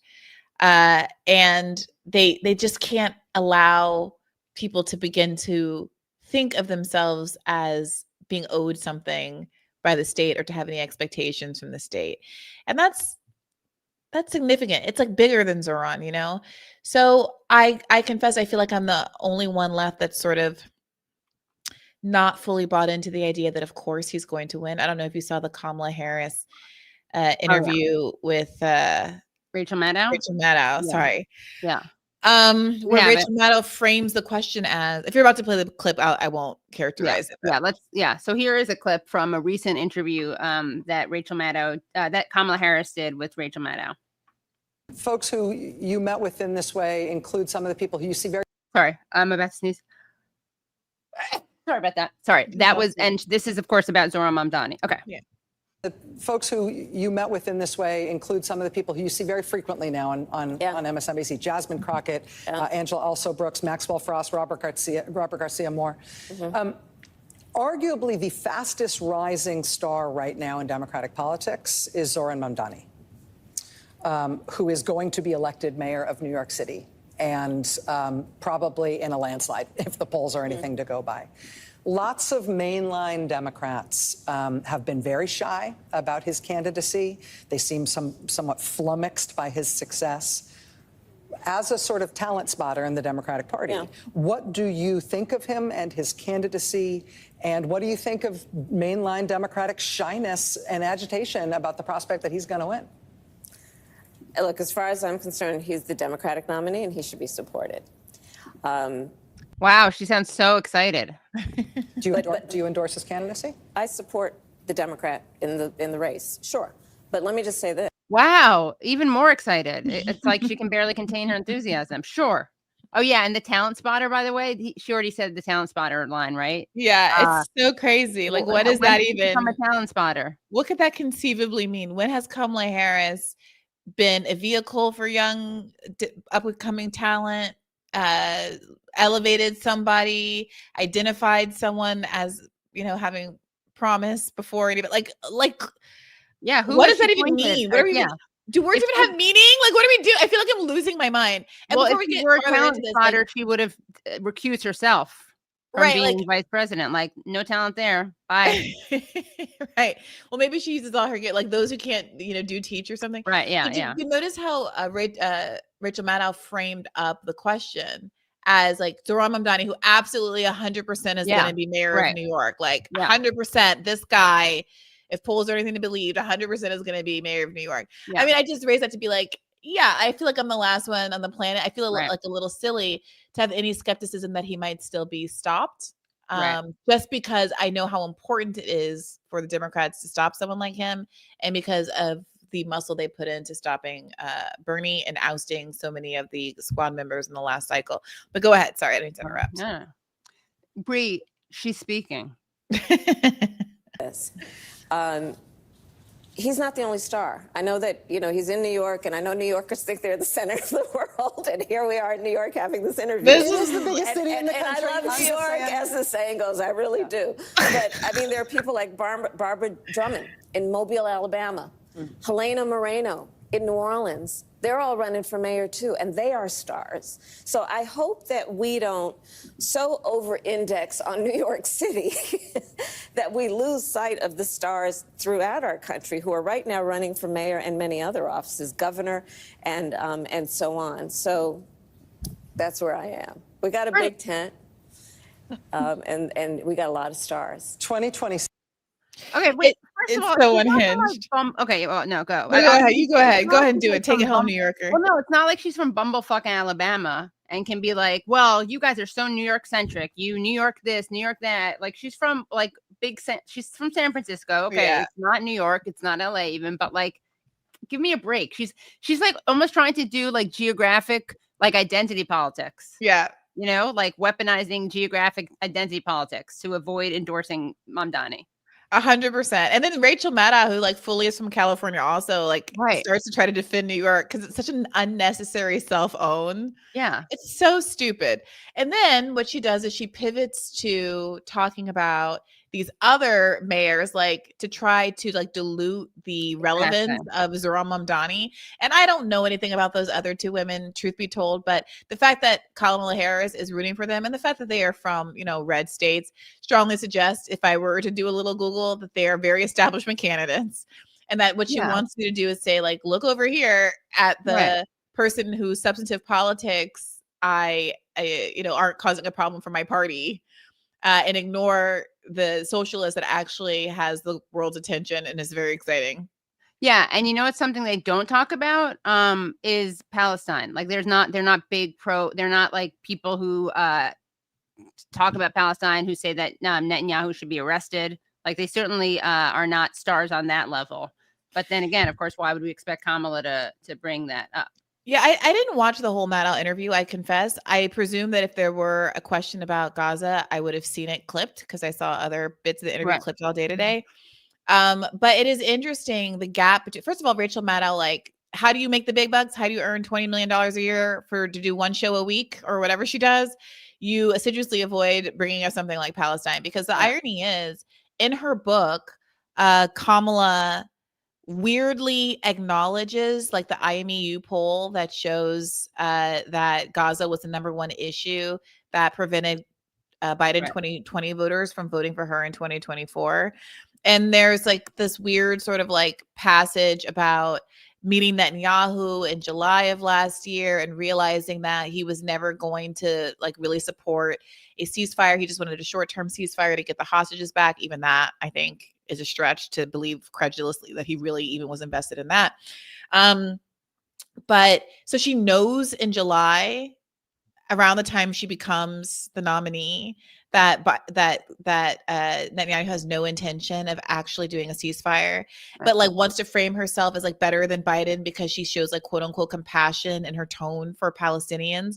And around that same time, the only thing that we remember she became the candidate, and there were 3 weeks where she did no media, and then the fact of her doing no media became a media story. And the one bit of information we got from her handlers during that period of time was that they put out the message that no, she was not going to break with Biden over the arms embargo. So for the actual thing that would have made a material difference, like not giving Israel the bombs it was using to kill the Palestinians who seem to have all this compassion for, that was the one thing, that the first thing that came out of her like brand new campaign, not doing an arms embargo. At the same time that she's fully cognizant of the fact that Netanyahu is never going to sincerely pursue a ceasefire. It's like so dark-sided. But anyway, I bring that up to say that she's willing to make all of these sort of like admissions that she thinks make her look good in her book, but unwilling to talk about, or not even given an opportunity to talk about anything Gaza related on Rachel Maddow. Like if you had Kamala Harris sitting in front of you, Katie, what would be the #1 first question you would ask her as she's on your show to promote her book? Why she didn't distinguish herself from Biden? Yes. On what in particular? On Gaza, but on Gaza. Yeah. What Kamala Harris, you express in your book, you know, an acknowledgement and perhaps even regret about the fact that Gaza was the #1 issue that kept 2020 voters from voting for you. Do you regret? Would you do it differently? What is your position now on supporting an arms embargo now that the UN has said it's a ceasefire? These are all the questions that I would think a Rhodes Scholar like Rachel Maddow, who gets upwards of $20 million a year to host a show for 1 hour, would ask. And in fact, I would posit that if you are Rachel Maddow and you are a multimillionaire many times over, that even if you lose your job because you ask that one question, your ethical obligation and perhaps your redemption arc that I would forgive years of ineptitude on the air for is if you put that one bloody question to Kamala Harris. Right. But yeah, I mean, it is unreal. And remember, she was, I guess she spoke out against the firing of Joyanne Reed. That was like the closest she got to making a statement. I mean, she could have quit. She could have like gone behind the scenes probably and threatened to quit if they didn't do it. And then if they didn't, they still fired her. Then she could have talked about it, written a book about it. But yeah, I mean, it is pretty insane. And this idea that like, if that's true and Kamala was aware of this stuff, and Brad, we have an article, a Ynet article on this very topic. Yeah. So in passages about the search of a let's see, where's the relevant part? Harris reflects that after an October 2024 appearance on The View, when she said there was nothing she would have done differently than Biden, she realized voters wanted more separation between her and the president on Gaza. She writes that post-election surveys found Biden voters in 2020 who declined to back her, cited, quote, ending Israel's violence in Gaza, and quote, as their leading reason above the economy, immigration, or abortion. So, okay, so she knows this, and she chooses to, at the time, not distinguish herself from Biden on Gaza. And by the way, she knew this before. Like, I'm sorry, I'm like writing a radar that may or may never get done. Sorry. But I have all this stuff at my fingertips. But I would like resurfaced this article from August 15th, 2024, well before the election.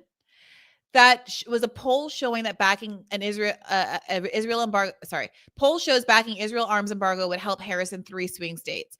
Across all 3 states, 80% or more of Democrats and independents support a permanent ceasefire, and 60% or more disapprove of more weapons to Israel. So the IMEU policy project. So like, this is not like, oh, in retrospect, exit polls showed me this thing that it would have been such a bummer to know about beforehand. Like, no. And in this book, she's saying like, oh, I regret Biden wasn't able to show as much sympathy in his tone to Palestinians.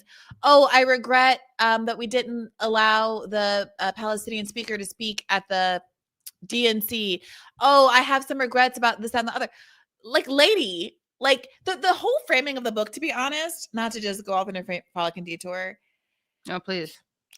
It's so, I wonder what is going on in this woman's brain, because it's clear that she thinks admitting that she privately felt that there were these criticisms of how Biden was handling the campaign, that he shouldn't have run again, that he was too old to run, that he was bad on Israel, that the VP pick, all of this stuff that she's like admitting to in the book, she seems to think like covers her in glory. But the more she acknowledges that she agreed with us, right, in these ways, they agreed with the public and like thought Biden was making mistakes and declined to do anything about it, and then continued to stand by him loyally and not break from him even after she was the nominee. It is like the most craven, cowardly, pathetic, sad, losery. Like, it makes you look so bad. Like, you frankly look better just saying, yeah, I actually agreed with Biden, and that's why I didn't break from him. Right. Because if you knew this stuff, and if you saw Trump as an existential threat and a fascist, why is it good that you prioritize being polite over saving the country from fascism? Like, why is that? How does that in any shape or form like comport with what you claim to be priorities? Honestly, that's the most liberal thing ever, is to prioritize politeness. I know. I think Nathan Robinson said that, right? Like right after one of Kamala's people was like, "Oh, it's really awkward. No one likes to disagree with their president. No Veep likes to do that." And I think Nathan's like, that is the most Democrat response ever. That's it's like so norms over stopping fascism.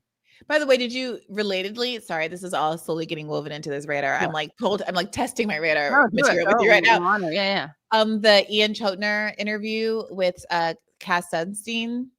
No, I saw you tweet about it, but I didn't see it. What is there to know? I mean, you should read it. It's so insane. It's another one of these like kind of Kamala Harris moments where Sunstein clearly doesn't hear. He's a law professor of some renown, and he clearly can't hear. He can't hear how he's sounding, and Chotiner is like fully just exposing him in this like calm way. So basically, in this book, as the defense of liberalism, Sunstein is explaining who he thinks are liberals and like expanding the tent of who qualifies as liberals so far that like Reagan is included. So Chotiner starts like drilling down like, okay, then, what is it about these figures that makes them liberal? Like, what are the like features of liberalism? And then starts to call out certain people like Hayek, and it's like, well, Hayek said all of these racist things about South Asians, for instance. What do you think about that? Does that make him liberal? And Sunstein's like, well, I guess I hadn't read about that. That's too bad. I guess I don't endorse everything that he said. And Chotiner keeps bringing up all of these horrible things about all these people that he's listed as being liberal and therefore caring about all these high-minded values and equality and liberty. And Chotiner keeps pointing out these people don't believe in that, or they only believe a bit for these like narrow parts of the population, and they're racist and they're bigoted Right. and all these things. And Sunstein keeps doing like, yeah, I guess I hadn't thought about that. Oh, I guess I didn't know that. And it becomes clear that his priorities are not really liberalism at all, but something else akin to politeness. And then the gut punches at the end. Chotiner asks him about how he and Sunstein's wife, who's Samantha Power, ended up having such a close personal friendship with Kissinger. And he like answers by saying, well, I'll tell you a story. One time I wrote a book about Star Wars and Kissinger was really nice to me about it. He was really kind and generous and like wrote me a good review and was like glad handing with me at a party. Oh, wow. And You can Chotiner is talk to like, people of and Cambodia that's about that. Yeah. exactly. That's like literally what Chotiner says. He's like, what about Cambodia? He's like, well, certainly, if someone brought up the killing fields, like I wouldn't, it's a polite talk of it, a party. Like I can't, like you would accuse me of making it up if I tried to characterize it. So you just have to go and read it because it's worse than what I could even say. And Sunstein is like completely unaware of how he's coming off and how he is so blatantly willing to prioritize his interpersonal relationship with this guy and the fact that he was literally nice to him at a party over who he was and all the people whose deaths he's responsible for and all the misery that he put out into the world. And that, ironically, is the purest distillation of a defensive liberalism. That is what liberalism is. Well, Bri, we're going to get back to more Kamala, but people are rightly pointing out that the flotilla, I mean, this is related. We're talking about Gaza. Yeah. The Samud flotilla has been attacked. Brad, I just sent you a video that of Greg Stoker. Greg has been on this show before. He's been on Useful Idiots. Have you had him on, Bri? I haven't. Okay. Well, we have a couple of you should definitely have him on. He's great. He's an anti-war veteran. So we have a couple videos. We have a video from Tiago Davila, who's a Brazilian environmental activist organizer who's been on the flotilla. We actually interviewed him on Useful Idiots. And we have a video that Greg put out there. So Brad, let's just play these videos, please. And then we'll get back to the other Kamala stuff. Hey. Yeah. We are here on the Global Samud Flotilla, reporting that we've been targeted at least 4 times tonight. 4 of our boats, the Huela, the Huayla, the Ulara, the Otaria, and the Maria Cristina have been targeted with drones, throwing devices. There was another one, yeah. We just experienced a 5th attack. We need to assess which boat was that. They're likely throwing flashbangs at our boats. It's very, very important that we stay on alert. Right now we are in a moment of full drone alert. We need to pressure the world for these attacks to stop. We are a non-violent solidarity humanitarian mission trying to get to Gaza with food and aid according to international law. It's very important that they respect that. Okay, that's one update. Brad, do you have the Greg one that I just sent you? Were you able to import it? Yeah, do you want to play that one before the second clip? I believe this one is showing the explosions. Oh, Do you sure. want- Yeah. We can show the explosion first. And then Greg. Okay. Sure. Yeah. Thanks.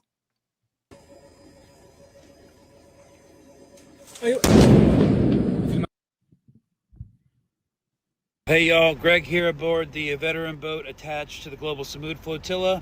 Our boat was assailed by a quadcopter and they dropped a little popper on deck. A couple boats experienced that as well.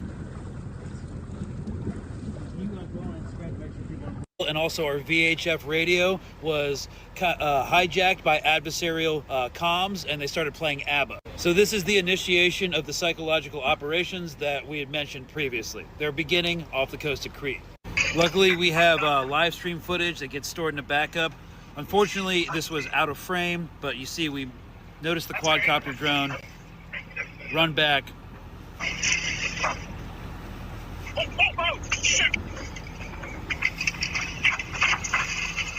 Yeah, somewhat startling.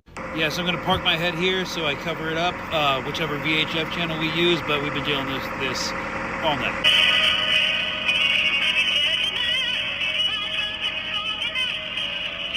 Yeah, so that was ABBA. ABBA's from Sweden. Obviously, their weird obsession with Greta Thunberg being on the flotilla may have something to do with it, but we're probably going to be expecting this every night going forward, to just break everyone down psychologically. This is what they are. There's no injuries. Everyone's fine. These are just psychological operations, and they're probably going to increase in intensity and frequency from here on out every time the sun sets. So we appreciate your attention to this matter. Pressure your governments, please, to protect the flotilla, and we will not be deterred. So we're just going to keep on sailing, and they're going to keep doing what they're going to keep doing, and history will be our judge. Wow. That's very scary. I mean, for more context, there was a statement released earlier today, tweeted out by the Israel Foreign Ministry, which is the kind of statement that they frequently put out before they kill innocent people, which is like basically blaming that, like saying that they're doing something illegal and that they're Hamas and blah, blah, blah. So, yeah. Do we have that, Brad, that tweet? Or Bree, if you want to send it to me or Brad. Yeah, it's Nathan tweeted it out. Okay, thanks. Yeah. It says, we're sorry to hear the response from here. I mean, so disgusting. I mean, these are like, I mean, this is why it's so, the but Hamas stuff is so dangerous, because, and Nora Ericott talked about this with us last week a little bit, which is like, okay, well, there's not everyone is Hamas. That's an important point, but also that really does lean into the vilification of everyone who is in Hamas, and Hamas is like a political party. And there were war crimes committed on October 7th. We don't know how many were done by Hamas. There were war crimes on October 7th. I don't think I need to explain that. I think that the war crimes committed on October 7th pale in comparison to the ones that have been committed every day since.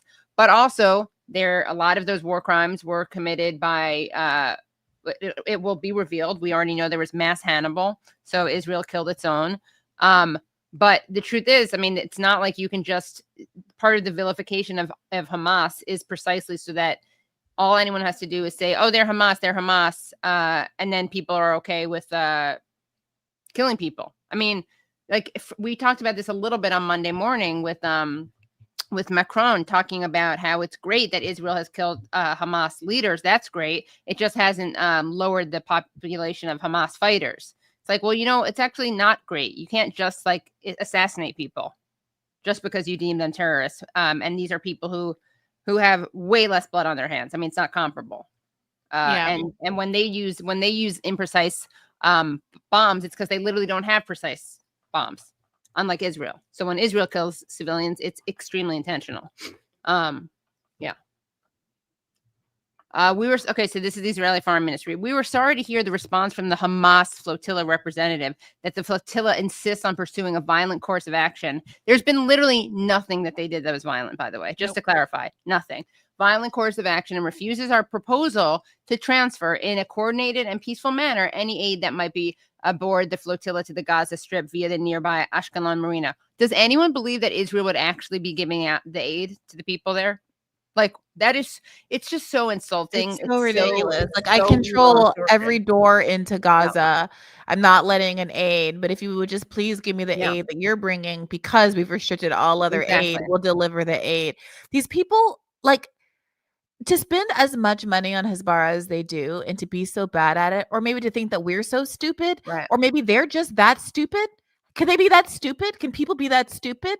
Evil, stupid. Yeah, evil, I think there are people. I mean, I think probably that is evil, stupid. That is always the game. And whoever this works on, it's a fun game to play. I mean, it's awful, but it's like, are they evil or stupid? Certainly they're evil, the ones putting it out. But maybe they're stupid to think that their evil is not transparent. So this response once again highlights the insincerity of the flotilla members and their mission to serve Hamas rather than the people in Gaza. If the flotilla continues to reject Israel's peaceful proposal, Israel will take the necessary measures to prevent its entry into the combat zone and to stop any violation of a lawful naval blockade, while making every possible effort to ensure the safety of its passengers. We reiterate, if your intentions are sincere, transfer any such aid to the Ashkelon Marina so it can be forwarded promptly to the Gaza Strip in a peaceful and nonviolent manner. I mean, these guys are such liars, and honestly, it's like they are liars until proven truthful. Like, anything that comes out of their mouth, you should definitely consider a lie. Let's see. More from the Foreign Ministry. The Hamas flotilla refuses Israel's proposal to unload aid peacefully at the nearby Ashkelon Marina. Instead, it chooses the illegal path, sailing into a combat zone and breaching the lawful naval blockade. This proves their true aim, serving Hamas rather than delivering aid to Gaza civilians. Humanitarian aid, yes. Support to Hamas, no. Israel calls on the vessels to unload at Ashkelon Marina for the peaceful transfer of aid. Oh, and they have like a nice little infographic or little graphic. Yeah. This is just disgusting. I could be wrong, Katie. Sorry to interject, but correct me if I'm wrong. The first thought when I look at that image is, if they were to unload there, wouldn't that then mean that they would have to go through the area where there's like thousands of trucks not being let in to that area? Right. Like, it would basically mean nothing would get through. Yeah. Oh yeah. Next time, tell me so I make that point instead of just reading it. Tell me ahead of time, because that was a good point. My bad. No, it's good. It's good. Yeah. Obviously, we wanted to show graphics anyway. Yeah.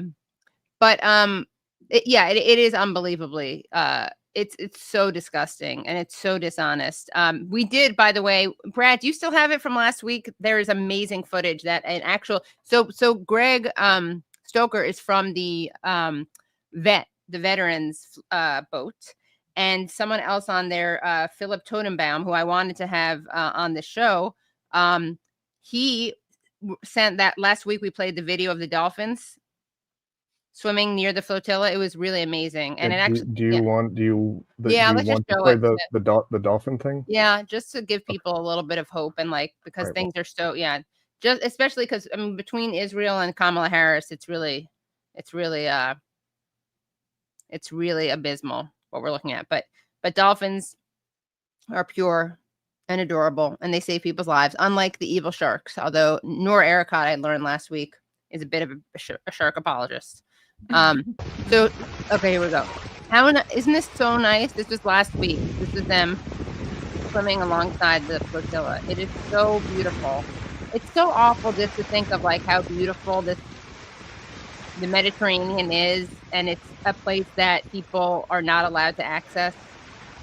You know, just imagine being, Yeah.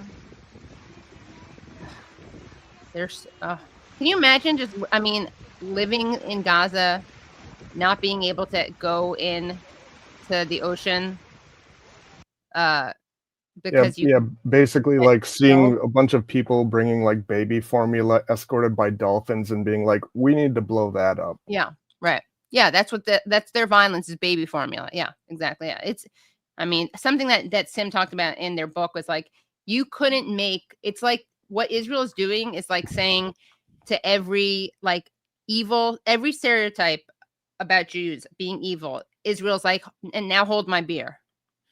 Like, you couldn't design a better anti-Semitism PR than by doing what Israel's doing. This on the heels of the Let's Take Over the Media week. Oh my God, yeah, that's well said. Yeah. Well, let's go back. Should we look at some more Kamala, because we have another great moment from Kamala. This is Kamala has really smart things to say about Donald Trump. I mean, there's so many terrible things to say about Trump, right? So I'm sure she's going to say something that really resonates.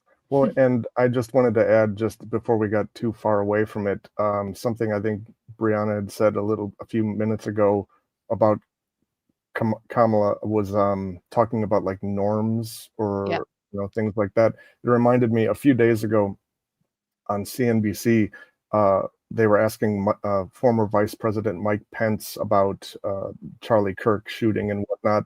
And one of the first things he said was that, well, democracy relies on a heavy dose of civility, which it just is like, I mean, they're cut from the same cloth, a lot of. Yeah, it's all the same thing. Like, this is what I'm trying to weave this thread through in this radar. Like, law and order. Like, okay, wait. One of the Chotiner interview tweets, they ask him like, sorry, I'm being so disorganized. They ask him like, this is like a sneak preview. This is like a behind the scenes to Breeze. And the way I've been doing this, like I have like 15 half written radars that I never publish. So this might be the most we ever see of this, to be so for real. But okay, they ask him how he defines. I'm trying to find this in my thread, but the stupid thread isn't threading. They ask him how he defines human rights. Okay, he says because the Chotiner calls him out as saying like, okay, but I'm thinking a lot of Reagan administration policies, especially in places like Latin America. I'm wondering whether you think the conservative movement has broadly believed in human rights.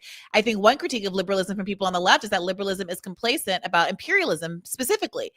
And Sunstein goes, okay, you're right to press about human rights. I would single out the Holy Trinity as the Holy Trinity: freedom, pluralism, and the rule of law. I do refer to human rights as part of what liberals are committed to. You can believe in human rights while disagreeing what falls into the category. What? So basically, human rights is whatever I say it is, but definitely rule of law. Wow. And then at another point, he defines human rights. He says, all I mean by human rights was some category of fears that are walled off from government intrusion. If you say, I believe in freedom of speech, freedom of religion, private property, freedom from unreasonable searches and seizures, and I don't believe in Social Security, I don't believe in a right to a home, I don't believe in a right to be free from discrimination, I don't believe in a right to education, then you can still be a liberal. I want to be so clear. He said you can be liberal even if you don't believe in being free from discrimination. So you can be a racist and a bigot and a homophobe and every other thing. You cannot believe in a right to any kind of economic freedom from being poor. So no Social Security, no home, be actively discriminated upon, and that's being free and liberal. But what you absolutely do need is your private property protected. And no searches, unreasonable search and seizure. So property is that one. Private property, he says specifically that one. And then you can also say what you want, freedom of speech, which is really, as we're learning this week, last couple of weeks, is like freedom from having any social consequences for being a bigot, and freedom of religion. So that's a bonus, I guess. Everybody gets to be free from religion. So you can be free living under a bridge without a penny to your name, maybe locked up because you're a vagrancy. Right. Well, I'm actually impressed that he says that you're still free. I'm actually impressed that he says the discrimination thing, because I kind of feel like what I really think these people believe, or at least usually say, is they say stuff like, but you can't be discriminated against. You know what I mean? Like, you know, you're not entitled to any economic things, but no one cannot serve you. Said, I don't believe in a right to be free from discrimination. End quote. There he is, by the way. This is him, right? Like, yes, and this man is married to Samantha Power. Wow. I'm sorry.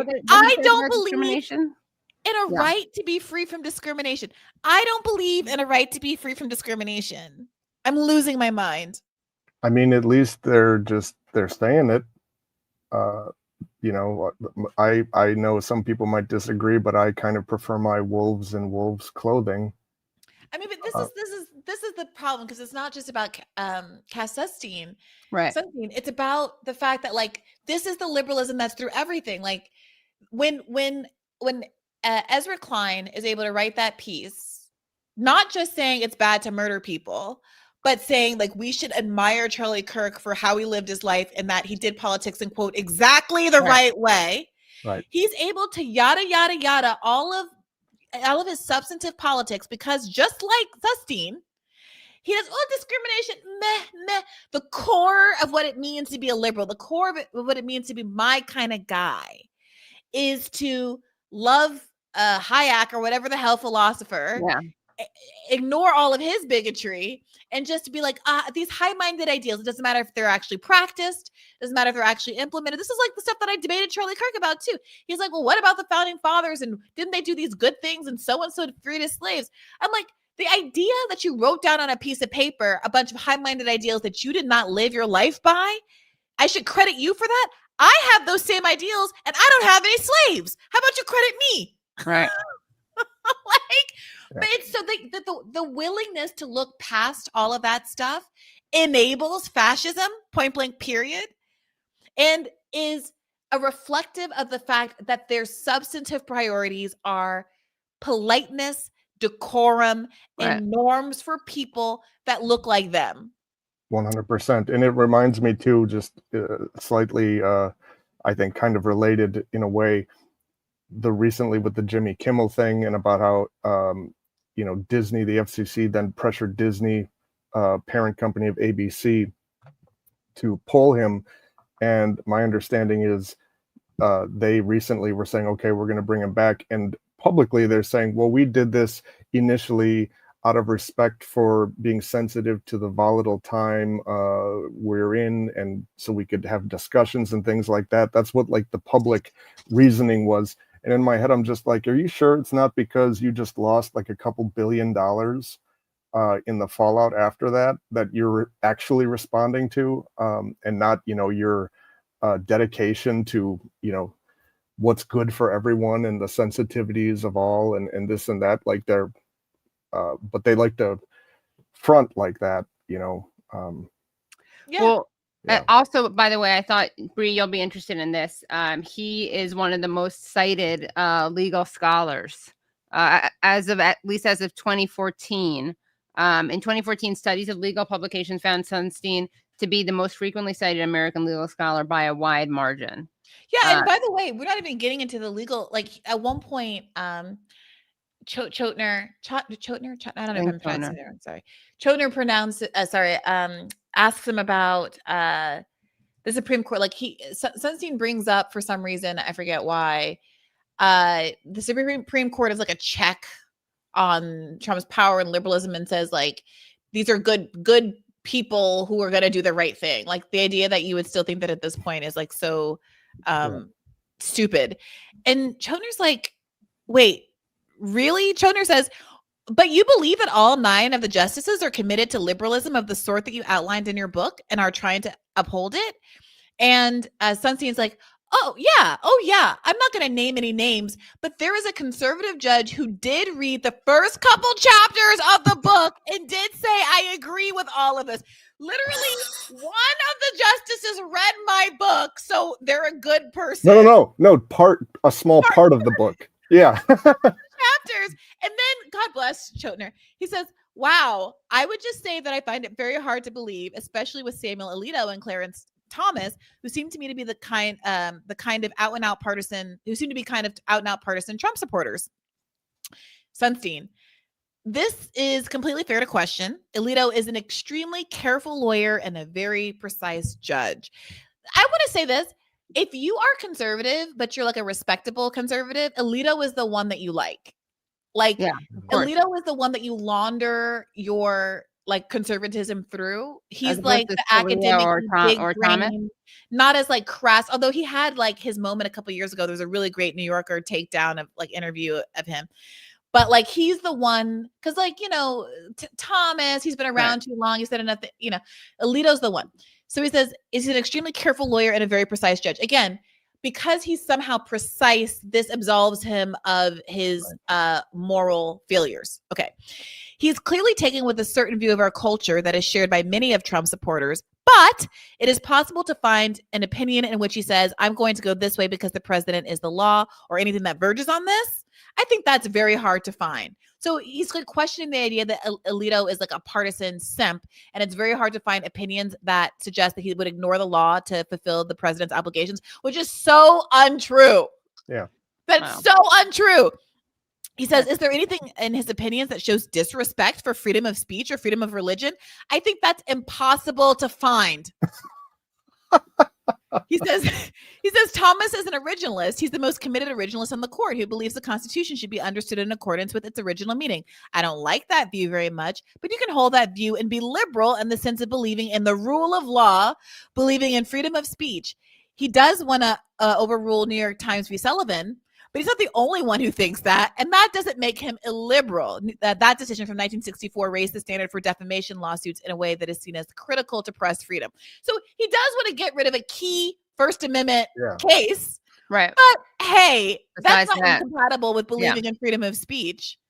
Well, lastly, I will get out of here because I'm sorry for going off the rails with this, but Bree, correct me if I'm wrong. One of the issues that I take with people who describe themselves as constitutional originalists is if I'm not mistaken, the original meanings of the Constitution were it needs to be ever evolving, ever updated, ever changing. Well, that's what the founding fathers believed, yes, but that's not what the originalists believe. Right, exactly. So the people that claim that anyway, okay. Yeah, I know. I take your point. Yeah. Yeah, it's like it's very stupid. It's very stupid, and that sort of thing should be disqualifying for you as a professor. I mean, I didn't even like that's without even getting into the guy that you loved was a flagrant racist, and I am so indifferent to that I didn't even notice. Right. Like Chotiner's like, hey, Hayek talked about disliking Near Eastern students because they were, quote, fundamentally dishonest. He said that he had a profound dislike for the typical Indian students at the London School of Economics, which I admit are all of one type, Bengali moneylenders' sons. Like, this is your hero? Yeah. This is the thing. This is what happened with Charlie Kirk, too. It's like, they paint you as like a reactionary, like presentist who insists on reading a contemporary moral lens onto everybody in the past. And when I said to Charlie Kirk, it was like, well, no, like I have no problem sitting here and saying these ideas of the founding fathers that we still like sort of pride ourselves on in America are good ideas. I think free speech is a good idea. I think, all men being created equal is a good idea. But I'm not going to sit here and lie to you about the fact that they did not actually uphold those values. Right. And if you point out that they didn't uphold those values after 200 plus years of American history only talking about the good things about these people, you have a meltdown and accuse everybody of wanting to like tarnish the reputation of the founding fathers by simply telling the truth. I'm not the one that's being hysterical and reactionary. I'm trying to paint a full picture of who these people are. You're the one that wants to whitewash the reality of what history is. No pun intended. Yes. Yeah. Well, I want to go back to Kamala, and then we're going to go to Charlie Kirk. And it's not really Charlie Kirk. It's like I think it's a whole discussion about kind of norms and also about decency and this like facade of decency that I think we can definitely get into. But I do, because we are talking about what a failure the Democratic Party is, I do think it's worth listening to these very wise words from Kamala Harris. Now, again, this is like a time where Trump has been doing a lot of things that are, he's going after Antifa, the kind of like amorphous, non-defined Antifa. Yeah. Pretty clear that he's on the right, in case anyone missed that politically speaking. But let's hear what Kamala had to say about him. A tyrant. We used to compare the strength of our democracy to communist dictators. That's what we're dealing with right now in Donald Trump. And these titans of industry are not speaking up. Okay, so we are dealing with Donald Trump, we are dealing with a communist dictator. Did you know that, Brie? What's that tweet that it's like America is just a country with two right-wing parties calling each other communists? Oh, yeah. Yeah. Well, I just realized, you know why she did that? I just realized when you said that, it's because she's so spineless. Now people are claiming that calling people fascists, right? A lot of Trump defenders and Kirk defenders are claiming that it's violent hate speech to call someone a fascist. So that's why she can't, of course, call him a fascist. So she has to go with like a dictator on the other side of the aisle. So she won't like disrupt, she won't be in the figurative crosshairs of the right or anyone else saying that. And of course, we on Useful Idiots on Monday morning, a couple weeks ago, played a mashup of Donald Trump calling people fascists. It's just such a great example of how they control, like, that's such a perfect example of how the right frames everything, right? So like they say that it's violent speech to call someone a fascist. So now the Democrats are going to respond by, we're just going to instead call bad people communists. If that's what the thinking is behind that, then that's even dumber than what my presumption was. I just presumed it's the same thing that they always do, which is when they want to say something's bad and like vaguely authoritarian, they call it communist, because truth be told, Democrats hate communists more than they do fascists, because fascists don't offend their corporate donors. Going back to that David Sirota tweet, right? Like it's just like fascism is okay. Fascism is okay with the donor class, and the idea that you might be pivoting away from being perceived as inciting violence in the wake of Charlie Kirk's murder, like I'm sure everyone listening to this is well aware of the fact that Brian Kilmeade last week on Fox News fully just sat there and casually said that homeless people need to be involuntarily euthanized, like murder homeless people, had to just issue an apology, wasn't fired or anything. And then I just sent you this, Katie, today. Oh yeah, let's play this. Yep. let me send this to let's send this to Brad. Do you mind sending this up, or is it faster for me to just play it in my window? I don't know. You can send it. It's okay, great. Yeah, no, this is good. This is Jesse Waters. And by the way, yeah, that is but you know, Bree, you know what the big response to that is, right? When people bring up the fact that Kilmeade said that when he said that homeless people with mental health issues who refuse treatment should receive involuntary euthanasia, right? Involuntary, I think lethal injection. But he had to apologize, Bree. He had to apologize. So that means old girl that over at the Washington Post fully got fired for a tweet. Yeah. And this guy gets to, and Jesse Waters gets to say, bomb the UN. Yeah. To be fair, you know, Michael Bolton, the OG, talked about how it would be better if the UN building in New York lost a couple of floors. So who said that? Michael Bolton. Like the singer? Sorry, fuck. John Bolton. Oh, no, that would have been You don't know that romantic ballad he wrote? Said I loved you, but I lied. It was actually about the UN. Yeah. John Bolton. Sorry about that. Yeah. Let's see. Let's hear what Jesse Waters has to say. Yeah. What's going on with the escalator? What do you think? Yeah, they sabotaged them. Yeah. And they could have hurt the first lady. Yeah. Trump would have fallen and he would have gotten back up. But, you know, they would have blamed it on his rhetoric. And then they sabotaged the teleprompter. Yeah. I mean, this is an insurrection. And what we need to do is either leave the UN or we need to bomb it. It is in New York, though, right? Yeah, there could be some fallout there. Yeah. All right. Maybe gas it? No. Let's not do that. Don't gas it. Okay. But we need to destroy it. Maybe just, can we demolish the building? We could turn it into... Have everybody leave and then we'll demolish the building? We could turn it into affordable housing. Okay. That's what you do, affordable housing. No, I don't like that. I like nice sky rises, Dana, the expensive condominiums. You see the East River from there. No, this is absolutely unacceptable, and I hope they get to the bottom of it, and I hope they really injure emotionally the people that did it. Very cool to hear your mother's workplace of 17 years. Oh yeah, called upon to be bombed on the news as a joke. A place that, by the way, faces real security threats like every day.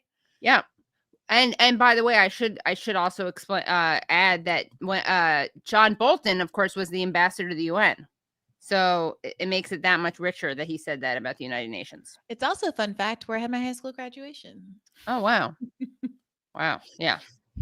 So anyway, that was really gross. But yeah, I mean, that is just so pathetic that Kamala Harris called him a communist. So embarrassing. Anyway, well, anything else you want? We can shift. Are you ready to jump into the into Charlie Kirk land? Yeah, let's do it. That was a great interview with Briahna Joy Gray. And if you want to see the full interview, which I'm sure you do, you can do that at patreon.com/The Katie Halper Show. Again, that's patreon.com/The Katie Halper Show. We get into it. We get into Charlie Kirk. We get into Ezra Klein. It's a good time. But before saying goodbye, I have a special announcement from none other than Andrew Calloway, who I'll let Andrew introduce himself. Welcome. Hey. Welcome, hey.